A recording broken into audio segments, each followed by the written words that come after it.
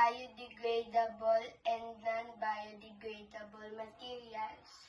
Biodegradable materials can naturally decompose into simpler substances like food scraps and paper. Food waste, fruits and vegetable peels. Cotton fabric, natural fiber like cotton. Human and animal waste can be used as fertilizer. Also, non-biodegradable materials, materials that cannot be broken down by natural processes. Example are plastics, metal, and glass.